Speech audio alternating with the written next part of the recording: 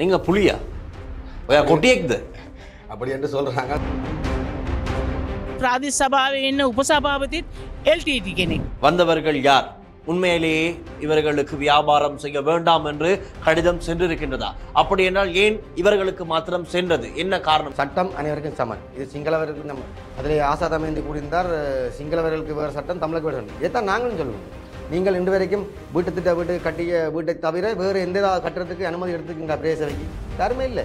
இப்போவும் உங்களுடைய பன்சாலைக்குள்ள ஒரு கட்டடம் கட்டுப்படுது, அனுமதி எடுத்துக்கிறீங்களா? பிரதேசவில் இல்லை. சிங்களவர்கள் இங்கேருந்து வந்து அங்கே தங்குகின்ற பொழுது அங்கே வந்து இரவு 1 மணி 2 மணி வரைக்கும் அவர்களுடைய பாட்டு சத்தங்கள் பயிலாக்கள் நடைபெறும். ஒரு தனிப்பட்ட இடத்தில் இவர்கள் கொட்டல் நடத்தினால் அதில் யாரும் கேட்க போகிறதில்லை.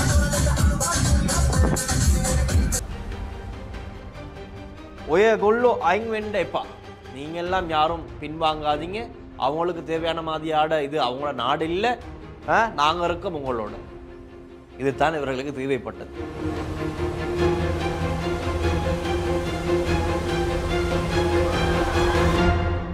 உங்கள் பிரதேச ஆலயங்களில் இடம்பெறும் ஆன்மீக, கலை மற்றும் கலாசார நிகழ்வுகளை உலகறியச் செய்ய லங்காஸ்ரீயோடு இணைந்து கொள்ளுங்கள். தொடர்புகளுக்கு 076 70 60 910. லங்காஸ்ரீ நேயர்களுக்கு வணக்கம். ஒரு சிறப்பான முக்கியமான விடயத்தினை இந்த காணொளியினூடாக நாங்கள் பேசப் போகின்றோம். நேற்றைய தினம் ஜனாதிபதி செயலகத்துக்கு ஒரு குழுவினர் வருகை தருகிறார்கள். கடிதம் ஒன்றினை ஜனாதிபதி சந்தித்து வழங்க வேண்டும். அது ஒரு முறைப்பாடு. அது என்ன முறைப்பாடு என்பதை தெரிந்து கொள்ள நாங்களும் ஆவலாக இருந்தோம். அப்போதுதான் இலங்கையின் சிங்கள மொழியில் இருக்கின்ற ஒரு பிரதான ஊடகம் ஒன்று இந்த செய்தியினை பிரதான செய்தியாக அவர்களுடைய சமூக வலைத்தளங்களில் பதிவிட்டிருந்தார்கள். ஏற்கனவே அந்த தளத்தில் செல்கின்ற செய்தியெல்லாம் எப்படியானது என்று பெரிதாக நாங்கள் விசேடமாக சொல்ல வேண்டிய தேவையில்லை, பார்ப்பவர்களுக்கே புரியும். அந்த வகையில் தான் நேற்று இந்த செய்தியும் பதிவாகிறது. ஒரு முக்கியத்துவம் அந்த செய்திக்கு வழங்கப்பட்டிருக்கிறது. அது எங்களுக்கு திட்ட தெளிவாக தெரிகின்றது. இதில் வந்த குழுவினர் பார்க்கும்போது உங்களுக்கு தெரியும் யார் என்று. இதற்கு முன்பதாக தையிட்டி விவகாரமாக இருக்கலாம், குருந்தூர் மலை விவகாரமாக இருக்கலாம், கொழும்பில் தமிழர்கள் நினைவேந்தல் நிகழ்வுகளின் போது உள்ளே வந்து கூச்சல் குழப்பத்தை ஏற்படுத்திய நபர்கள் எல்லோருமே ஒரு குழுவினர் தான். இவர்கள் எல்லாரும் ஒரு டீம்.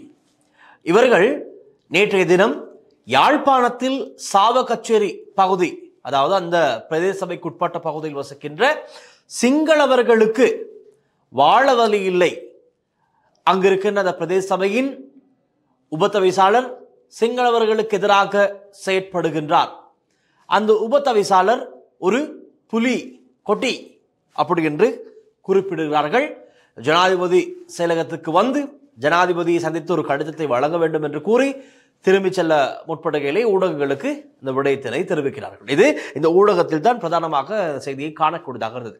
ஆகவே இந்த முழு செய்தியையும் பார்த்த நான் உடனடியாக இது சம்பந்தமாக, அதாவது இந்த குழுவினர் குற்றம் சாட்டுகின்ற நபர் யார்? சாவகச்சேரி பிரதேச சபையின் உபதவிசாளர்.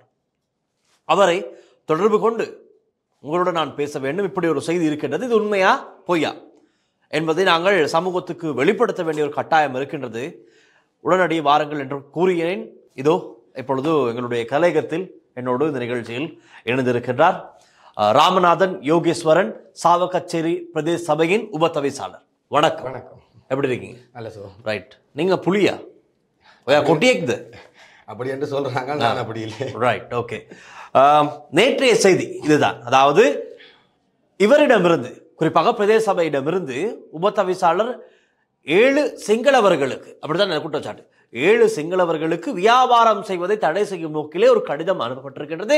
ஆனால் இந்த கடிதம் தமிழர்களுக்கு செல்லவில்லை, சிங்களவர்களுக்கு மாத்திரம்தான் வந்திருக்கின்றது என்ற ஒரு பாரிய குற்றச்சாட்டு தான் இது. ஆகவே இதில் இவர் புலி என்று சொல்லப்பட்டு விட்டார், மியா கொட்டியக் அப்படி என்று கூறப்பட்டு விட்டார். ரைட். இது சம்பந்தமாகத்தான் நாங்கள் பேச வேண்டும். காரணம், இப்போது இந்த இலங்கையில் அனைத்தும் ஒரு ஸ்திர நிலையில் சென்று கொண்டிருக்கும் போது உங்களுக்கு தெரியும், ஒரு குழுவினர் அதன் பின்னணியில் யார் இருக்கின்றார்கள் என்பதெல்லாம் எங்களுக்கு இந்த கடந்த கால ஒவ்வொரு செய்திகளை விடயங்களை பார்க்கும்போது தெரிகின்றதானே. இதுவும் ஒரு குழப்பத்தை ஏற்படுத்தும் நோக்கிலே, ஒரு இனவாதத்தை உண்டு பண்ணும் விதத்திலே தான் இந்த நிகழ்வு நடைபெற்றிருக்கின்றது என்பது திட்ட தெளிவாக தெரிகிறது. ஒரு அஜெண்டா, ஒரு குழுவினரின் அஜெண்டா. இந்த வீடியோவில் நான் முதலாவதாக அந்த பேசிய பெண்மணியினுடைய என்ன சொல்கிறார் என்பதை கேட்டுவிட்டு நான் உங்களுடன் பேசுகிறேன். අපි ව්‍යාපාරයක් අපි කරගෙන ගියා. ඒ ව්‍යාපාරය අපිට ඔප්පුව ඔක්කොම තියෙන අය අපිට 7 දෙනෙකුට අපිට එවල තිබ්බා ලියුමක් ව්‍යාපාර සම්පූර්ණයෙන්ම නවත්තන්න කියලා. ඉතින් ඒක නිසා අපිට ඒක මහා ලොකු ගැටලුවක් වෙනවා අපිට. මොකද අපි ඒකෙන් තමයි ජීවත් වෙන්නේ.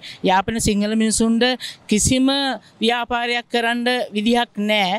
ඉතින් ඒක නිසා තමයි අපි මේ ව්‍යාපාරය අපිට නවත්තන්න නිසා තමයි අපි ආවේ. මොකද අපිට අපි ඒ ව්‍යාපාරේ අපි ස්ථීර අපි මේවා කළා තියෙන්නේ. මොකද ලියාපදිංචි කළා තියෙන්නේ.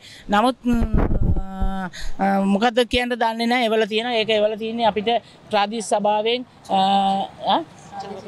ශාවකච්ඡේ ප්‍රාදේශීය සභාවෙන් සභාපතිතුමා අපිට එවලා තියෙන්නේ. ඉතින් ඒක නිසා අපිට ඉතින් මේ පිහිට ලබන්න ඕනේ අපිට ජනාධිපතිතුමාගෙන් තමයි. අපි ආවේ ජනාධිපතිතුමාට අපි ලියුම දීලා මේ විස්තරය අපි දැනගන්න.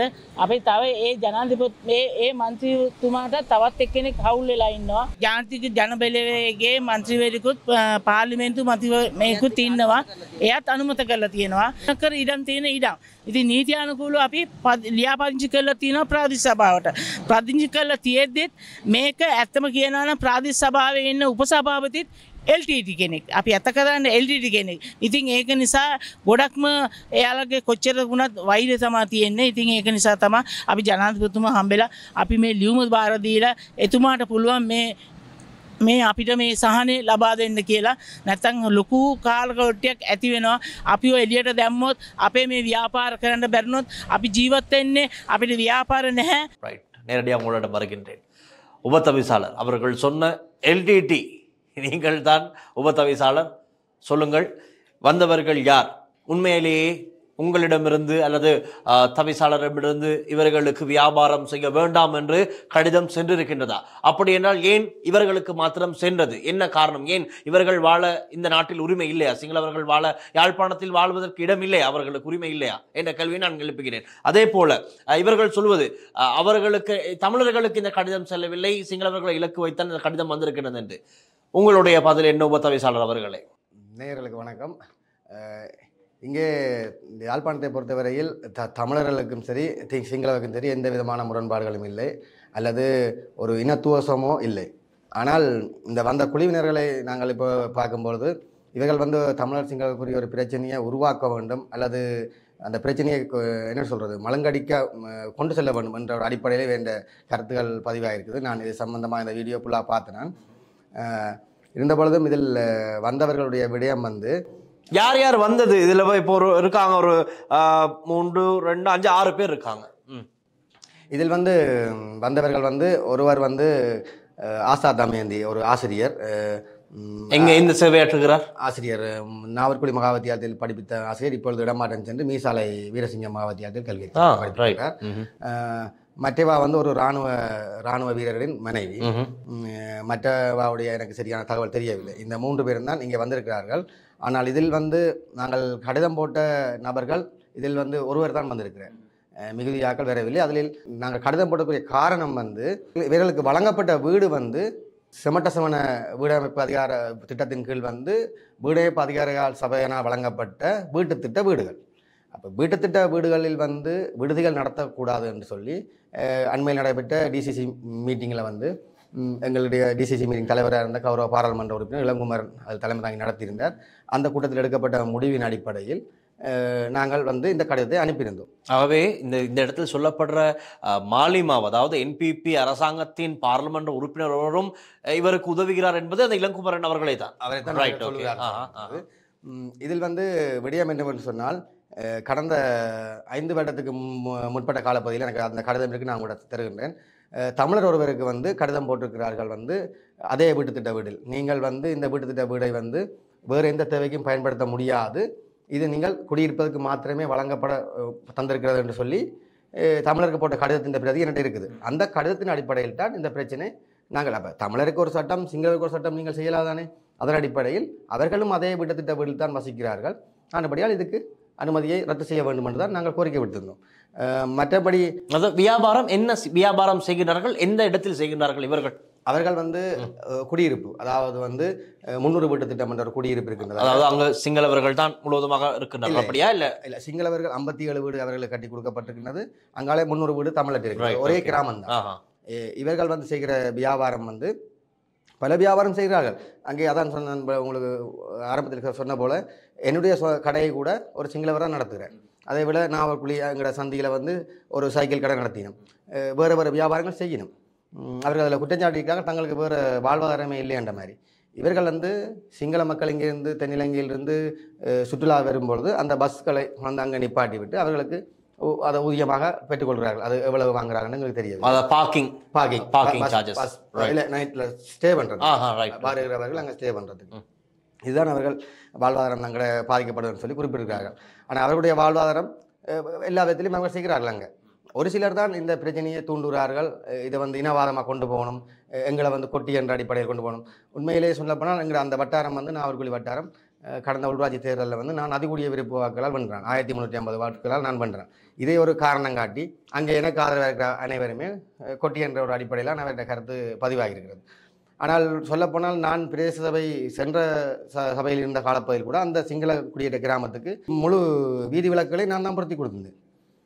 அதை விட சிங்களவர்களுக்கு என்ன அந்த கிராமத்தில் என்ன பிரச்சனை நாங்கள்லாம் முன்னுக்கூடி போய் நிற்க வேலை செய்ய போகிறோம். ஆனால் இந்த சட்டவிரோத செயற்பாட்டையே இன முரண்பாட்டை கொண்டு வருகிற அடிப்படையில் இதை கருத்துக்களை கொண்டு இங்கே தெரிவித்து சிங்களவருக்கும் தமிழருக்கும் ஒரு முரண்பாட்டை உருவாக்குற நோக்கத்தோடு அந்த குழுவினர் செயற்படுறாங்கன்னு நான் கருதுறேன். நிச்சயமாக. ஏன்னா இப்போ இந்த வீடியோட மொத்த டியூரேஷன் 9 நிமிடம் 49 செகண்ட், ரைட்? ஒரு 4 பேருடைய வாய்ஸ் கட் இதில் முழுவதுமாக இருக்கிறது. நாங்கள் அதை பார்க்கலாம். அதற்கு கமெண்ட்ஸ் இப்போ நீங்கள் சொன்னீங்க இனவாதத்தை தூண்டும் விதத்தில், ரைட்? கமெண்ட்ஸ் பார்ப்போம். இது ஒரு சிங்கள சேனல் போடப்பட்டிருக்கிறது. ஆகவே சிங்களவர்கள் பார்க்கின்றார்கள். இவர்கள் குற்றம் சுமத்துவது தமிழர் தரப்பு, உங்களை போன்ற தமிழர்கள், நம்மை போன்ற தமிழர்கள் மீது இந்த குற்றச்சாட்டை சுமத்துகிறார்கள். ஆகவே சிங்களவர்களுடைய நிலைப்பாடு என்ன என்பதை இப்பொழுது பார்க்கலாம். ரைட்? கோ சிங்கள மினிசு மே மினிசுன்ட்டு எக்கத்து வேலை அப்படி உதாவுக்கிறோம் ஒருத்தர் போட்டிருக்காரு. இன்னொன்று சிங்கள தெவுந்தரசிட்ட யாப்பனே யாமை ஐத்திய திபி யுத்துய், ரைட்? இருக்கத்தான் வேண்டும். தெற்கிலிருந்து வடக்குக்கு செல்வதற்கு அனைத்தும் உரிமை இருக்க வேண்டும். சரி, அது எந்த விதமான எதிர்கருத்தும் இல்லை, மாற்று கருத்தும் இல்லை. அனைவருக்கும் உரிமை இருக்கிறது. வடக்கில் இருப்பவர்கள் தெற்குக்கு வர வேண்டும், தெற்கில் இருப்பவர்கள் வடக்குக்கு வர வேண்டும். அனைவருக்கும் சுமூகமான வாழ்க்கை அமையும். ரைட்? அடுத்து சிங்கள நெகத்துவேமு யாப்பனேட்ட யாமு, அதாவது அனைத்து சிங்களவர்களும் ஒன்றிணைந்து யாழ்ப்பாணம் சென்று இது என்ன கேஸ்ன்னு கேட்போம், அதுதான் இருக்கிறது. ரைட்? சிங்களேண்ட கிய கலாக் காட்டலியும் தென்னது, சிங்களவர்களுக்கு சென்ற காலம் யாருக்கு கடிதம் கொடுத்து என்ன பயன்? ஒயகொள்ளோ ஐங்கெண்ட எப்பா அப்பி ஒயகொள்ளோக்கு இன்னவா உன்ட்ட ஓனே மகுள் நட்டன்னட்ட உன்கே ரட்ட நெவைனே ஒயகொள்ளோ ஐங்கெண்ட எப்பா, நீங்க எல்லாம் யாரும் பின்வாங்காதீங்க. அவங்களுக்கு தேவையான மாதிரியாட இது அவங்களோட நாடு இல்லை, நாங்க இருக்கோம் உங்களோட. இதுதான் இவர்களுக்கு தேவைப்பட்டது. ஒரு குழப்பத்தை ஏற்படுத்துவதற்கு என்னவெல்லாம் செய்ய முடியுமோ இப்படி செய்திருக்கிறார்கள். ஆகவே உபதவிசாளர் அவர்கள் சொன்னதை போல பாதிக்கப்பட்டிருந்தால் உண்மையாகவே பாதிக்கப்பட்டவர்கள் வந்திருக்கலாம், அவர்கள் வரவில்லை. அவர்களில் ஒருவர் வந்திருக்கின்றார். யாரோடு வந்தார் என்பது தான் அங்கு விடயமே. நான் ஆரம்பத்தில் கூறின நிகழ்ச்சி ஆரம்பிக்கும் போதே இந்த இன்ன ரீதியான பிரச்சனைகளை உருவாக்குகின்ற நிலைய நிகழ்வுகள் இதற்கு முன்பதாக இடம்பெற்றிருக்கின்றது. அதனோடு பின்னணியில் இருந்தவர்கள் தான் நேற்று இவ்வாறு இந்த விடயத்தினை செய்திருக்கிறார்கள். அதில் ஒருவருடைய வாய்ஸ் கட்டை இப்பொழுது நாங்கள் கேட்கலாம்.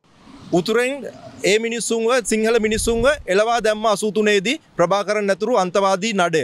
අන්න ඒකෙන් පස්සේ ඇතිවෙච්ච තත්වයක් තමයි සිංහල ගම්මානයක් එහෙ තිබුණේ නැහැ. සිංහල මිනිස්සු එහෙ පදිංචි වෙලා හිටපු මිනිස්සුන්ගේ අතර තිබුණා ව්‍යාපාර කළා, බේකරි කළා, ඊට පස්සේ රාජ්‍ය සේවකයෝ හිටියා. ඊළඟට කංකසන්තුරේ සිමෙන්ති පර්මාශාලාව ගත්තොත් මිනිස්සු 6000ක් විතර ඒක රැකියා කරා සිංහල මිනිස්සු. ඒ හැමෝටම ඉන්විටි දැන් නැති වුණා. ඒ හැමෝම එයාගේ වස්තු සම්භාරයක් එතන අමතක කරලා දකුණු පළාතට පදිංචියට ආවා.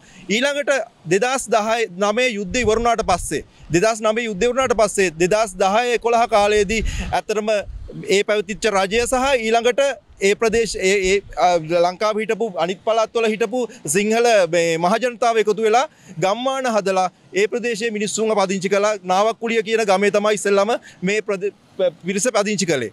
ඒ නිවාස සංවර්ධන අධිකාරිය ඉඩම් වල සින්නක්කර ඉඩම් විදියට දීලා පදිංචි කළේ. ඉතින් එහෙම ඉඩම් වල පදිංචි වෙලා ජීවත් වෙච්ච අයට තිබිච්ච එකම ආදායම් මාර්ගයක් තමයි ඒ කට්ටිය සමහර අය මේසන් වැඩ කරා, සමහර අය රජයේ සම්යම් රැකියා කළා. හැබැයි ඒ අතරේ එයාලට තිබිච්ච මේකක් තමයි මොකද යුද්ධෙන් පස්සේ විශාල වශයෙන් බස් පිටින් සිංහල මිනිස්සු සංචාරයට චාරිකාවලට උතුරු ප්‍රදේශයට යනවා. සාමාන්‍යයෙන් මාසෙකට 200ක විතර බස් ප්‍රමාණයක් විශාල බස් ප්‍රමාණයක් ලංකාවේ උතුරු ප්‍රදේශයට ගමන් කරනවා චාරිකා සඳහා. ඉතින් ඒ චාරිකා සඳහා යනකොට යාළගෙන් මේ ඉඳුම් හිටුම් නවාතන් පහසුකම් ලබා ගැනීමට තමයි මේ නාවක්කුලිය ගම තියෙන්නේ කිලෝමීටර් 8ක් විතර යාපනයේ නගරයට කිට්ටුව. ඉතින් මේ ප්‍රදේශයේ තමයි මේ කට්ටිය නවතින්නේ. ඉතින් මේ නාවක්කුලිය ගම්මානයේ තමයි මේ පිරිසු නවතින්නේ. අන්න ඒ නවතින මිනිස්සුන්ගේ තියෙන ව්‍යාපාරයක් විදිහට තමයි මේක දිගටම පැවතුනේ. ඒ ව්‍යාපාරය දැන් මේ හොඳටම තේරෙනවා මේ ප්‍රාදේශ සභාව මේ සැරේ බලයටපත් වුණා. චාවකච්චේරි ප්‍රාදේශ සභාව.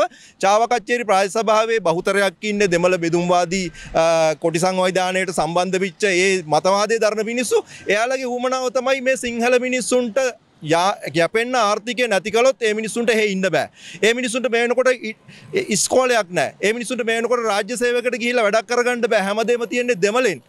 දැන් සිංහල අනිත් ප්‍රදේශවල ගත්තාම බහුතරයක් දකුණු පළාතේ ඕනම දෙමළ මිනිස්සුෙකුට ඇවිල්ලා සිංහල දෙමළ භාෂාවෙන් වැඩක් කරගන්න පුළුවන්. හැබැයි මේ සිංහල මිනිස්සුන්ට සිංහල භාෂාවෙන් එහෙ වැඩක් කරගන්න බෑ. ඒ වගේම මේ මිනිස්සුන්ට ඉගෙන ගන්න පාසලක් නැහැ. ඒ ප්‍රශ්න ඔක්කොම තියාගෙන එයාලා මෙච්චර අවුරුදු ගාණක් දැන් අවුරුදු 15ක් 20ක් විතර මේ ප්‍රදේශයේ බොහොම අමාරුවෙන් ජීවත් වෙනවා. ඒ ජීවත් වෙන මිනිස්සුන්ගේ බඩට ගහන්න තමයි මේ ප්‍රාදේශ සභාව හදන්නේ. ඉතින් ඒ ව්‍යාපාර ටික නැති කළොත් මේ මිනිස්සුන්ට යන්න එනම නැතු වෙනවා. මේ මිනිස්සුන්ට ආදායම් මාර්ගයක් නැතු වෙනවා. ඒ නිසා මේ මිනිස්සු පාරට වැටෙනවා. ஆகவே இவருடைய கருத்து யாழ்ப்பாணத்தில் சிங்களவர்கள் வாழுகின்ற சிங்களவர்களை வாழ விடாமல் பண்ணுகிறார்கள் இந்த உபதவிசாளர் இந்த பிரதேச சபையை சேர்ந்தவர்கள். அப்படித்தான் இவர்களுடைய குற்றச்சாட்டு. அந்த நீங்கள் சொன்னதை போல பேருந்தில் தெற்கிலிருந்து வருபவர்கள் அங்கு தங்குமிட வசதிகளை ஏற்படுத்தும் நோக்கிலே ஒரு வியாபாரம். உண்மையிலேயே அந்த வியாபாரம் நடக்கிறதா அல்ல வேறு வேறு வியாபாரங்கள் எதுவும் செய்கின்றார்களா? உண்மையை கொஞ்சம் பேசுவோமே. அவர்கள் பல வியாபாரங்கள் செய்கிறார்கள். அதான் நான் சொன்ன போல ஆசிரியர் ஒரு ஆள் இருக்கிறார். மற்றது அவர்கள் 57 வீடுகள் அங்கே அவர்கள் வழங்கப்பட்டிருந்தாலும் அங்கே ஒரு 20 வீடுகள் தான் இப்பொழுது சிங்களவர்கள் இருக்கிறார்கள். மிகுதி வீடுகள் வாடகைக்கு கொடுக்கப்பட்டிருக்கின்றது. 10 வீடுகள் விற்பனை செய்யப்பட்டிருக்கின்றது. இப்போ நாங்கள் இந்த பிரச்சனை சம்பந்தமாக என்ன நாங்கள் கதைக்கவில்லை. நான் இந்த விடத்தில் இதில் சொல்ல விரும்புகிறேன். வீட்டு திட்டம் வீடுகள் வந்து அரசாங்கத்தால் கட்டி கொடுக்கப்பட்டது. காணி வந்து அரசாங்க காணி வழங்கப்பட்டது. ஆனால் இவர்களுக்கு தங்களுடைய சொந்த இடங்களிலே அவர்களுக்கு காணிகள் வீடுகள் இருக்கின்றது. என்ன அடிப்படையில் இவருக்கு வழங்கப்பட்ட நீதியான விசாரணை ஒன்று நடத்தப்பட வேண்டும். இந்த அரசாங்கம் நேர்மையான அரசாங்கம் என்று சொன்னால் இதை விசாரணை செய்து இவர்களுடைய அதாவது என்னிடத்தில் இவர்களுக்கு வீடு வளவு காணி இருக்கும் என்று சொன்னால் இதை பறிமுதல் செய்ய வேண்டும். இல்லாதவர்களுக்கு கொடுக்க வேண்டும். இவர்கள் இந்த பிரச்சனையை நான் இந்த இடத்தில் தெரிவிக்கிறேன். அதற்கான ஆதாரங்கள் உங்களிடம் இருக்கிறது? அதுக்கான ஆதாரங்கள் இருக்கின்றன. ஏன்னு சொன்னால் 10 வீடுகள் விற்பனை செய்திருக்கிறார்கள் என்றால் அவர் வீடு வீடு இருக்க விற்பனை செய்திருக்கிறார்கள். 10 வீடு விற்பனை செய்திருக்கிறார்கள். ஆனால் அந்த வீடுகள் விற்பனை செய்யலாமோன்றது கூட இப்போ நாங்கள் ஹவுசிங் டிபார்ட்மெண்ட் கேட்ட இடத்துல அவர்கள் சொல்லியிருக்காங்க உறுதி வழங்கின பிறகு அதை விற்பனை செய்யலாம்னு சொல்லி. அப்போ இப்படி என்று சொன்னால் அரசாங்கத்திடம் இந்த பணத்தை பெற்று அரசாங்கத்தை இந்த காணியை பெற்று நாங்கள் விற்பனை செய்யலாம்னு சொன்னால் இது அரசாங்கத்துக்கு செய்கிற ஊழல், பெரிய ஒரு ஊழல் பிரச்சனையாக பார்க்கப்படுகின்றது இந்த விஷயம். அதை விட இவர்கள் சிங்களவர்கள் இங்கேருந்து வந்து அங்கே தங்குகின்ற பொழுது அவர்கள் அந்த வருகின்ற பஸ்ஸுகள் உங்களுக்கு தெரியும், ஒரு ஒளி அமைப்பக்கூடிய பஸ்ஸுகள், சவுண்டக்கூடிய பஸ்ஸுகள், அது ஒரு கிராமப்புற இடம். அங்கே வந்து இரவு 1 மணி 2 மணி வரைக்கும் அவர்களுடைய பாட்டு சத்தங்கள் பயிலாக்கள் நடைபெறும்.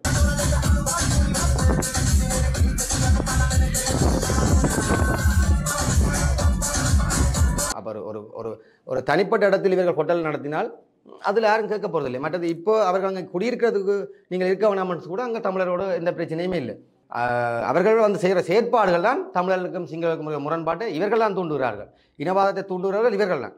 அங்கே தமிழர்கள் எந்த பிரச்சனையும் இதுவரையும் இல்லை. இவர் குறிப்பிட்ட ஒரு 15 வருஷ காலமாக அவர் இருக்கிறார்கள். ஆனால் அங்கே தமிழ் சிங்கள பிரச்சனை இந்த வரைக்கும் நடந்ததே இல்லை.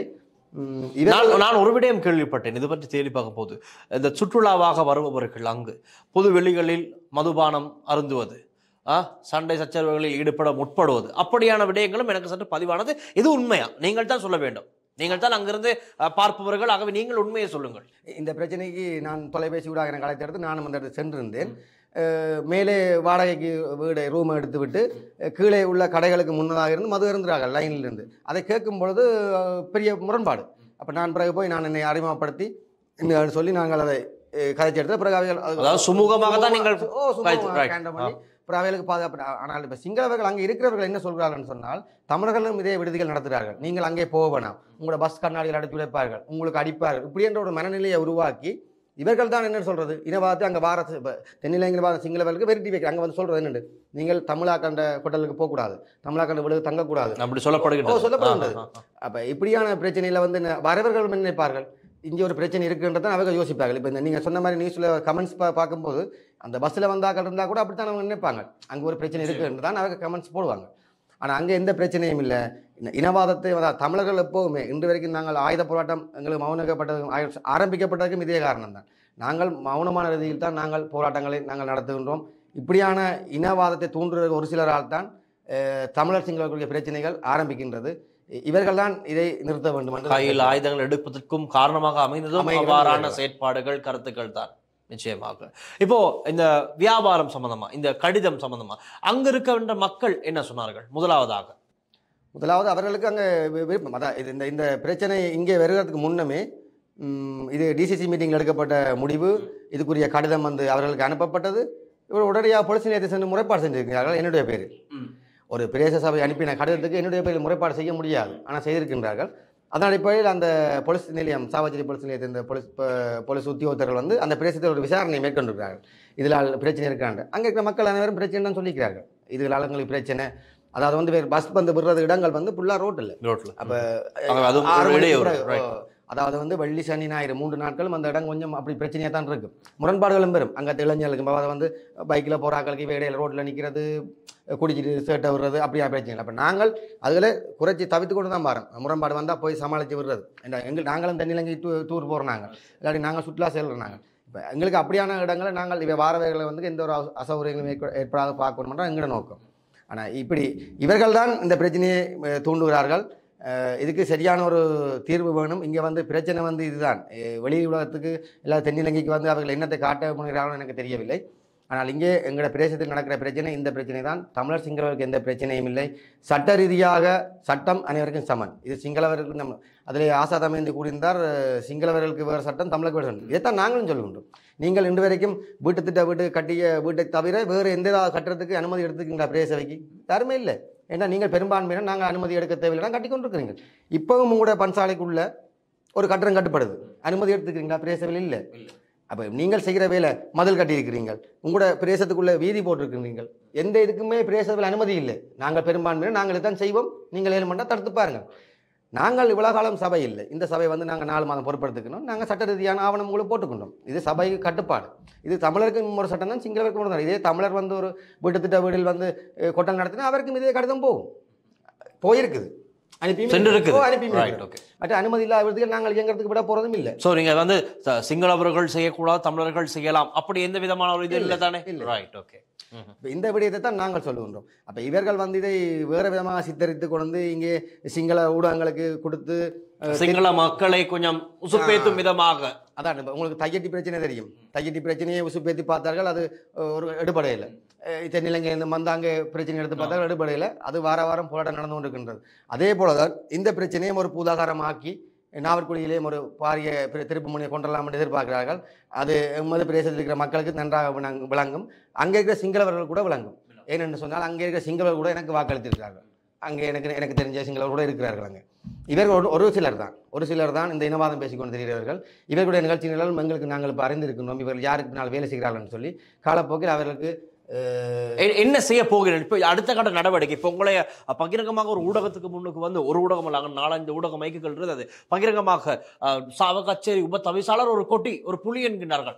உங்களுடைய அடுத்த கட்ட நடவடிக்கை என்ன? இதை அமைதியாக இருக்க போகிறீர்களா, அல்லது சட்டரீதியாக நடவடிக்கை எடுப்பீர்களா, அல்லது நீங்கள் உங்கள் தரப்பில் ஜனாதிபதியின் கவனத்துக்கு நீங்கள் இப்போ இந்த நேர்காணல் சொன்ன விடயங்களை கொண்டு செல்வீர்களா? உண்மையிலே என்னை புலி என்று சொன்ன விடயம் சம்பந்தமாக நான் நேற்றைய தினம் உடனடியாக இங்கே வந்தபடியாக எனக்கு டைம் கிடைக்கல. நான் உடைய முறைப்பாடு செய்ய தயாராக இருக்கின்றேன். அது சம்பந்தமாக சட்ட ஆலோசனையை பெற்றிருக்கின்றேன். எதிர்வரும் காலத்தில் இது சம்பந்தமான முடிவுகள் நான் உங்களுக்கு இடத்தில் நான் இன்னொரு விடயத்தை முதலில் பதிவு செய்ய விரும்புகின்றேன்.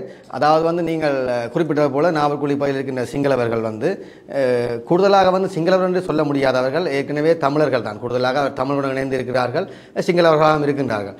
ஆனால் இருந்த பொழுதிலும் அவர்களுக்குள்ளேயே 2 பிரிவுகளாக இருக்கிறார்கள். இப்போ இந்த பிரச்சனையை கூட ஒரு சிலர் போய் கதைக்க வேணாம், இந்த பிரச்சனையை நாங்கள் சுமூகமாக முடிக்க வேண்டிய பிரச்சனை இது எங்கள் தரப்பில் தானே இருக்கின்றது என்று சொல்லி கூட கூறியிருக்கிறார்கள். ஆனால் ஒரு சிலர் இல்லை, நாங்கள் இதை போய் கரைக்கத்தான் வேண்டும் என்று வலிக்கிட்டிருக்கிறார்கள். அப்போ அவர்களுக்குள்ளேயே சில முரண்பாடுகள் பிரச்சனைகள் இருக்கிற பட்சத்தில் அதாவது குறிப்பிட்ட ஒரு குடும்பம் 20 குடும்பம் தான் அங்கே இருக்கிறார்கள். ஆனால் இப்போ ஊடகங்கள் பார்க்கும்போது அங்கே ஒரு பெரிய சிங்கள கிராமமே இருக்கின்றது, அங்கே பெரிய பிரச்சனை நடக்கின்றது, நாங்கள் உடனடியாக போய் அவர்கள் குரல் கொடுக்கணும் என்று சொல்லிய தகவல் தான் வெளியில் வருகின்றது. ஆனால் அவர்கள் இருக்கிற ஒரு 20 குடும்பம், அதில் வந்து ஒரு குடும்பத்தில் 2 நபர்கள் தான், எல்லாம் ஒரு நபர் தான் இந்த குடும்பத்துக்கு அடிப்படையாக இருப்பார். எல்லாருக்கும் ஆக முன்றது 3 பேர். பெரிய குடும்பமாக அங்கே இல்லை. அவர்கள் தொழில் நிமித்தம் தான் அங்கே இருக்கிறார்கள். தங்களுக்கு வருமானத்தை தேடிக்கொண்டு போக வேண்டும், அல்லது நாங்கள் அரசாங்கத்திடம் காணியோ அல்லது வீட்டையோ வாங்கிவிட்டோம், இல்லை உறுதிகள் இன்னும் வழங்கப்படவில்லை குறிப்பிட்ட ஆட்களுக்கு. அந்த உறுதிகள் வழங்கப்பட்டால் நான் நினைக்கிறேன் முற்றுமுழுதாக எல்லாத்தையும் விற்றுவிட்டு அவர்கள் சென்று விடுவார்கள் என்று. என்றால் எனக்கு ஆல்ரெடி 10 வீடுகள் விற்பனை செய்யப்பட்டிருக்கின்றது. தரவுகள் எல்லாம் எங்களுடைய பிரதேச சபையில் பிரதேச இல்லங்கள் இருக்கின்றது. ஆனபடியால் இவர்கள் தங்களுக்குள்ளே முரண்பாட்டை தீர்க்கிறதுக்காக தாங்கள் வெளியில் வந்து இப்படியான கருத்துக்களை வெளியிடுறது வந்து உண்மையாகவே ஒரு கண்டனத்துக்குரிய விடயமாக நான் தெரிவிக்கிறேன். ரைட். ஸோ சாவ கச்சேரினாலே இப்போ அண்மை காலமாக பிரதானமாக பேசப்படுது, எல்லா செய்தி எடுத்தாலும் சாவ கச்சேரி தான். பிரபலமான ஒரு பகுதியாக சாவ கச்சேரி. சரி, அது நம்ம சொல்றதற்கு. ஆகவே எங்களுடைய பிரதான நோக்கம், இந்த காணொலியை நாங்கள் உடனடியாக ஒளிப்பதிவு செய்து வழங்குவதற்கான நோக்கம், நேற்று தான் இந்த சம்பவம் பதிவாகியது ஜனாதிபதி செயலகத்திற்கு முன்பால். இன்று நாங்கள் இந்த விடயத்தினை பிரதானமாக பேசுவதற்கு காரணம், நாட்டில் ஒரு சிஸ்டம் சேஞ்ச் எங்களுக்கு காணக்கூடியதாக இருக்கின்றது இல்லையா? ஆமாவா? இருக்கு. ரைட். ஆகவே அந்த சிஸ்டம் சேஞ்சோடு நாட்டு மக்கள் அனைவரும், தமிழர்கள், சிங்களவர்கள், முஸ்லிம்கள் அனைவரும், இந்த நாட்டில் வாழ்கின்ற அனைத்து மக்களும் அந்த சிஸ்டம் சேஞ்சோடு நல்ல விதத்திலே செல்ல வேண்டியது காலத்தின் கட்டாயம். காரணம், 2021, 2022, 2023 இந்த நாடு எவ்வளவு அடிப்பட்டது என்று நாட்டில் வாழ்ந்த மக்களாகி எங்கள் அனைவருக்குமே தெரியும். தமிழர்கள், சிங்களவர்கள் எல்லோரும் ஒன்றாகத்தான் அடிப்பட்டார்கள். ரைட். அதில் எந்த விதமான மொழி பாகுபாடோ மத வேறுபாடோ எதுவுமே இருக்கவில்லை, இன வேறுபாடு இருக்கவில்லை.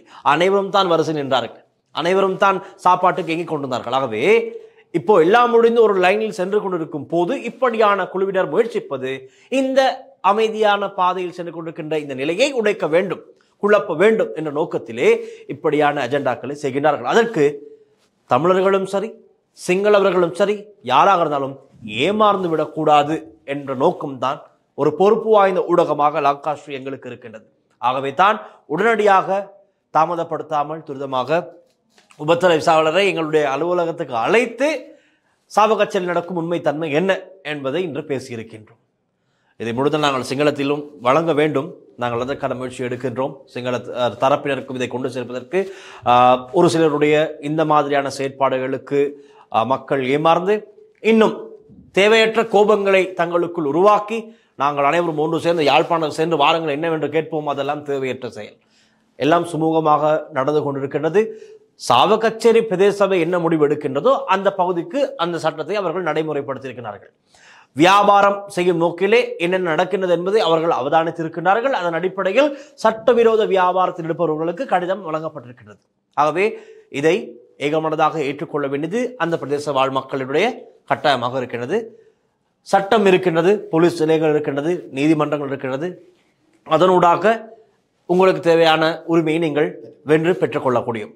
சிங்களவர்கள், தமிழர்கள் யாருக்குமே இது பொதுவாக அமையும். யாருமே இந்த சண்டித்தனமாக எந்த உரிமையும் பெற்றுக்கொள்ள வேண்டிய அவசியம் இல்லை. முறையாக சட்ட ரீதியாக நீங்கள் பெற்றுக்கொண்டால் யாருக்கும் பிரச்சனை இல்லை என்பதை கூறிக்கொண்டு உபதவிசாளர் கொட்டி அப்படி என்று சொல்லப்பட்டார். அதற்கு அவர் சட்ட ரீதியான நடவடிக்கை மேற்கொள்வதற்கு தயாராக இருக்கின்றார். அந்த வகையில் இன்று எங்களுடைய அலுவலகத்திற்கு வந்து உடனடியாக இந்த விடயங்களை பகிர்ந்து கொண்ட உபதவிசாளர் ராமநாதன் யோகேஸ்வரன், உங்களுக்கு எங்களுடைய நன்றிகள். நன்றி. உண்மையிலே நீங்கள் இந்த அழைப்பை எனக்கு ஏற்படுத்தி என்னை கூப்பிட்ட பொழுது நான் உண்மையாகவே சந்தோஷப்பட்டேன். சொன்னால் இந்த விடயம் உண்மையாகவே தெளிவாக மக்கள் இதை பார்த்து போட்டு இனவாதத்தை பேசிக்கொண்டு இவர்கள் செய்த சரி என்ற உண்மையை நான் எனக்கும் வந்து ஒரு சில செய்தியினாலும் கூட தொலைபேசி அழைப்பு எனக்கு வந்திருந்தது. இவர்கள் இந்த நியூஸ் செய்தியை வெளியிட்டிருக்கிறார்கள், இதுக்கு உங்களுடைய கருத்துக்கள் என்னன்னு சொல்லி நான் அவர்களுக்கும் தெளிவாக இந்த விடயத்தை சொல்லியிருந்தேன். ஆனால் இப்பொழுது ஊடகத்தில் இந்த செய்தி வெளியாகிற பொழுது அவர்களுக்கும் தெளிவாக இருக்கும் இதுதான் இங்கே நடக்கின்றது என்று.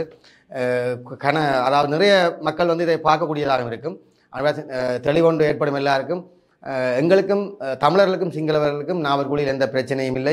பிரச்சனையை உருவாக்க ஒரு குழுவினர் முனைகிறார்கள். அதை ஆரம்பத்திலே கலைந்து எடுத்து விட்டோம் என்று நான் நினைக்கின்றேன். இந்த நியூஸின் செய்தியூடாகவே அவர்களுக்கு தெளிவாக விளங்கும் என்று நான் நினைக்கின்றேன். உண்மையிலே இந்த செய்தியை பகிர்வதால் நான் மிகவும் சந்தோஷம் அடைகின்றேன். இவர்களின் இந்த மீடியா வந்து தொடர்ந்து தமிழ் மக்களுக்குரிய உண்மையான செய்திகளை பகிர்ந்து வருவதற்கு எனது மனமார்ந்த நன்றிகள். நன்றி உங்களுக்கும். ஆகவே தொடர்ந்தும் லங்காஸ்ரீயுடன் இணைந்திருங்கள். பொறுப்பு வாய்ந்த ஊடகமாக லங்காஸ்ரீ நாங்கள் தொடர்ந்தும் குரல் கொடுக்க என்றுமே பின்வாங்கியதில்லை, முன்னோக்கி சென்று கொண்டிருக்கின்றோம். தொடர்ந்தும் எம்மக்களுக்காக நாங்கள் பேசுவோம். மற்றும் ஒரு காணொளியில் உங்களை சந்திக்கும் வரை உங்களிடமிருந்து விடைபெறுவது ஒலிப்பதிவாளர் விஜயகுமார் மற்றும் லிசி ஹரனுடன் நான் டில்ஷான் வின்சன். நன்றி, வணக்கம்.